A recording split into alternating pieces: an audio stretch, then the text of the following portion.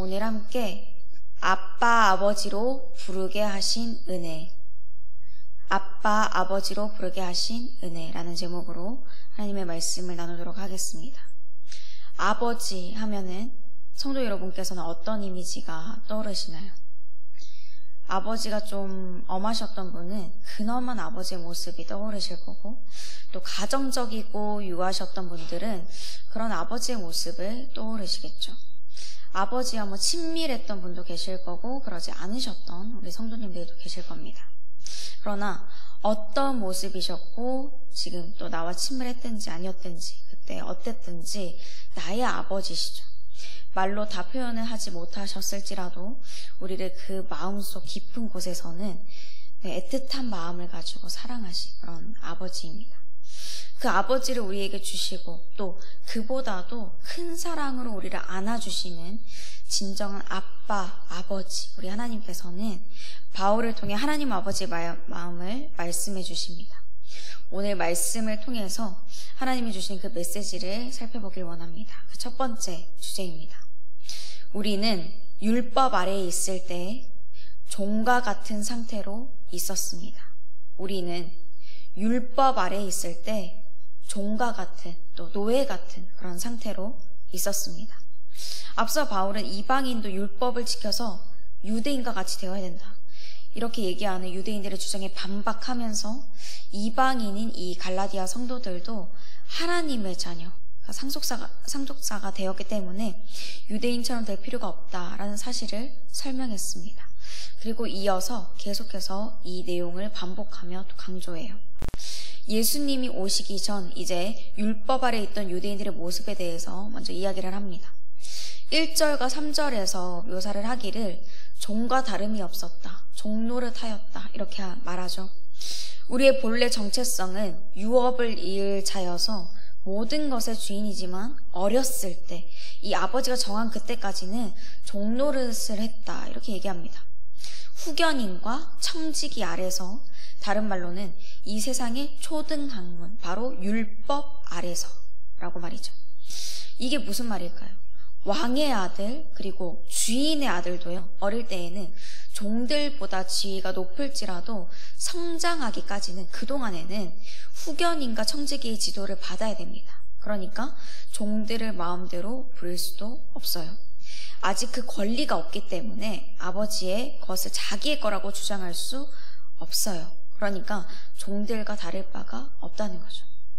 그러나 우리가 어제 말씀을 들어서 알고 있듯이 이러한 후견인과 청지기의 지도는 어릴 때만, 그때만 필요한 것입니다. 아이가 잘 성장하면은, 이제 성인이 되면은 이들의 지도를 받을 필요가 없어요.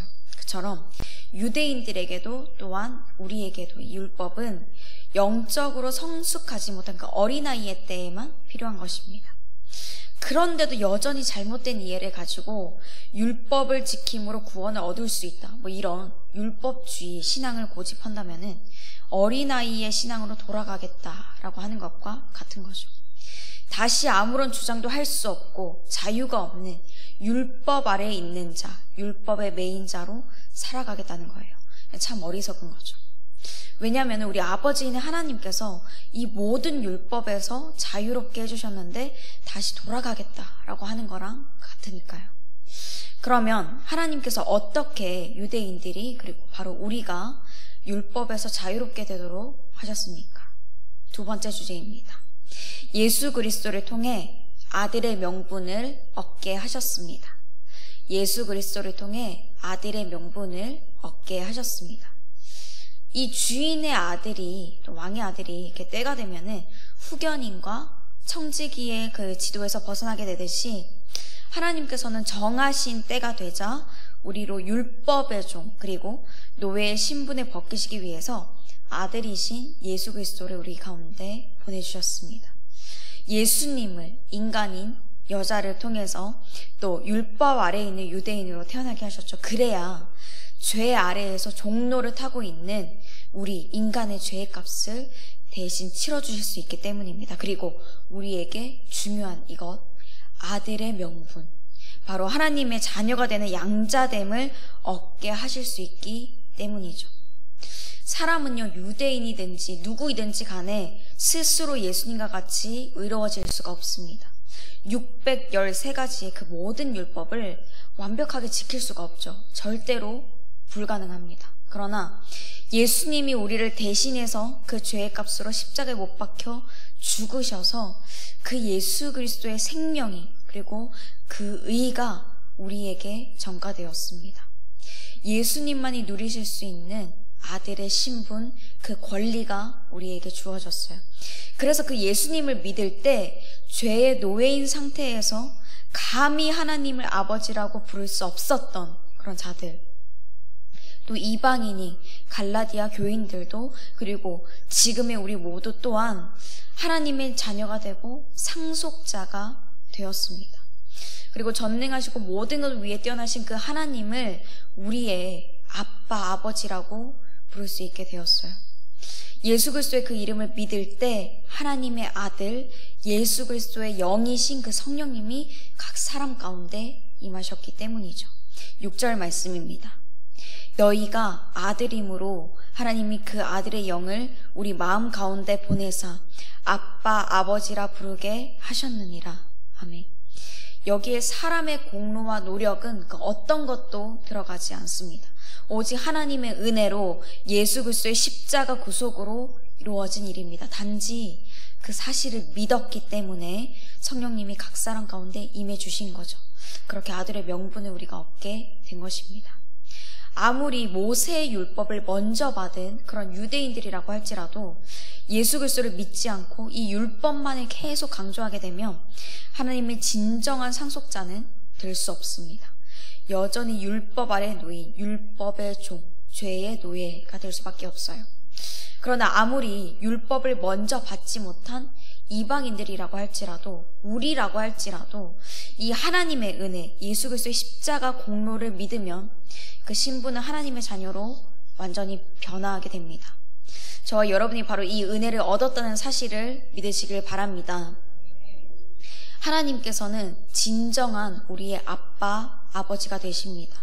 때로 우리가 세상을 살아가면서 참 힘든 일들이 많죠. 또 신앙생활을 하면서도 어렵고 절망적인 일들이 매일매일 또 일어나기도 합니다. 하나를 끝내면 또 다른 일이 안 일어날 것 같은데 또 일어날 때가 있어요. 그런데 하나님은 그때도 언제든지 매일 우리 삶 속에서 우리 곁을 떠나지 않으십니다.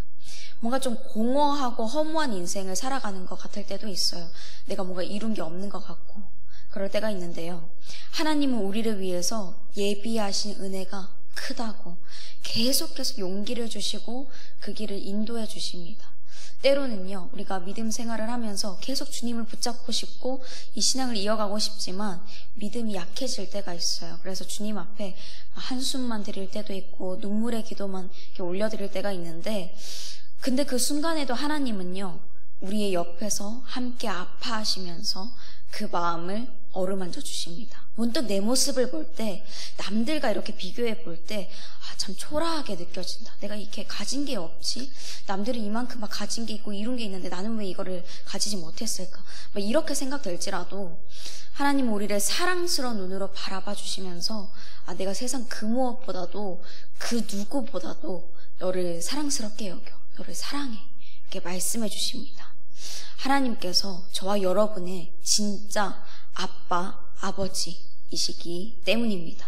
오늘도 우리 안에 내주하고 계시는 이 성령님은 강단에서 선포되는 말씀을 통해서, 기록된 성경 말씀을 통해서, 하나님의 사람들을 통해서 우리가 하나님의 자녀라는 사실을 믿게 해주십니다. 또 하나님이 우리의 아버지 되신다는 것을 계속 기억할 수 있도록 말씀해 주세요. 그러므로 지금 이 순간에도 우리에게 말씀하시는 이 성령님의 음성을 듣고 아들의 명분을 얻게 하신 그 하나님의 뜻을 따라서 함께 살아가게 되시기를 소망합니다. 그렇지 않고 다시 율법 아래로 돌아가려고 하는 것은 어리석은 선택을 하는 것입니다. 이것이 마지막 세 번째 주제입니다. 다시 율법 아래로 돌아가는 것은 어리석은 선택입니다. 다시 율법 아래로 돌아가는 것은 어리석은 선택입니다. 이런 아버지이신 하나님의 은혜에도 불구하고 갈라디아 교인들이 굉장히 많이 흔들렸어요. 복음을 떠나서 율법주의 신앙을 주장하는 이 유대인들을 막 따라가려고 했죠. 그래서 바울이요, 그들의 신분이 이전과는 완전히 달라졌다, 너희가 예전과 다른 신분이 아니다 라는 것을 강조합니다. 8절과 9절 말씀에서 전에는 하나님을 알지 못해서 하나님이 아닌 우상을 섬기며 그들이 그것에 종노릇을 했었지만 이제는 갈라디아 성도들이 하나님을 알 뿐만 아니라 하나님도 그들을 아신다, 이렇게 말합니다. 그런데 이 갈라디아 교인들이요, 이렇게 하나님의 주권과 은혜로 달라진 신분에도 다시 약하고 이 천박한 초등학문, 그러니까 율법 아래로 다시 돌이키려고 했죠. 이들이 율법주의 이 신앙에 대한 주장에 휩쓸리는 이유에 대해서 바울이 10절에서 말씀합니다. 그 이유에 대해서 이야기해요. 너희가 날과 달과 절기와 해를 삼가 지키니, 그러니까 예수 그리스도를 믿기 이전의 그 모습대로 아직도 우상을 숭배하는 것에서 떠나지 못했다라는 말입니다. 우상을 숭배하는 종교에도 절기가 있어요. 이 이방인들인 갈라디아 교인들이 그 율법이 말하는 날과 달과 절기와 해를 지키려는 이유가 바로 이 우상을 섬기던 습관을 버리지 못했기 때문이다 라고 합니다. 예수 그리스도를 믿어서 그리스도의 영이신 성령님으로 인해서 아들의 신분을 얻게 되고 또 완전히 변해된 삶을 살게 되었는데, 이렇게 다시 돌아간다면 얼마나 어리석은 선택입니까? 이것은요, 진흙탕에 빠진 우리가 그곳에서 건져져서 깨끗한 물로 깨끗하게 다 씻김을 받았는데 다시 그 진흙탕 속으로 들어가서 허우적대는 것, 다시 더러워지는 것과 같은 것입니다. 그래서 바울은 갈라디아 성도들이 이런 어리석은 선택을 해서 자신이 수고해서 이들을 회심하게 한 게 헛되게 될까봐 걱정했습니다. 자신이 노력한 게 이렇게 숲으로 돌아가서 아까워서, 아니면 다시 이들의 마음을 돌릴 생각을 하니까 귀찮고 수고로울 것 같아서 그런 게 아니라, 이 갈라디아 성도들이 그 율법 아래로 돌아간 후에 다시는 돌아오지 못할까봐 그렇게 하는 것입니다. 잘못된 길을 향해서 영영 사망의 길로 갈까봐, 그것이 결말일까봐 지금 염려하는 것입니다. 바울은요, 복음을 전해서 성과를 내려고, 이거를 통해서 명예를 얻으려고 하는 게 아닙니다. 하나님 아버지의 마음을 가지고 사역했죠. 죄와 사망의 길로 향해 가는 이들을 바라보시는 그 하나님의 안타까운 마음, 아픈 심정으로 그들을 바라보고 그 마음으로 일했습니다. 그렇게 바울은요, 진심으로 그들의 이런 모습을 보고 염려했습니다. 바울이 이런데 우리 하나님 아버지의 마음은 어떠실까요? 우리 자녀들이, 손자, 손녀들이 바르고 옳은 길이 아니라 잘못된 길로 향해 가면은 우리가 안타까운 것을 넘어서 마음이 막 애타죠. 너무 힘들어요. 우리를 바라보시는 하나님의 마음이 그렇습니다. 그러므로 이런 하나님의 마음을 알아서 어리석은 선택, 예전에 죄를 따르고자 했던 우리 잘못된 선택을, 그런 습관을 버려야 됩니다.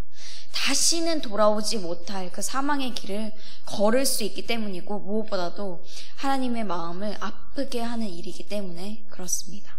이렇게 우리가 말씀을 통해서 살펴봤듯이 우리의 진정한 아빠, 아버지 하나님께서는 우리가 율법 아래서 그렇게 종과 같은 상태에 있을 때 예수 그리스도를 통해서, 그 하나뿐인 아들 예수님을 통해서 우리로 아들의 명분을 얻게 하셨습니다. 그러므로 다시 율법 아래로 돌아가는 것을 어리석은 선택이라는 것을 우리가 분명히 알고 잘못된 옛 습관들을 버려야 합니다.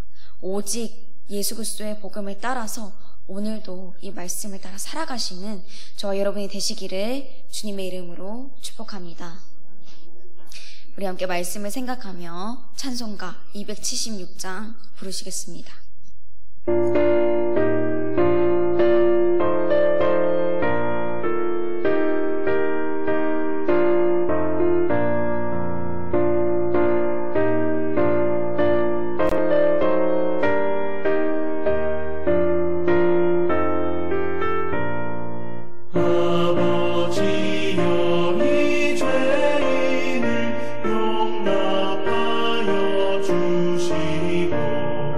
예수님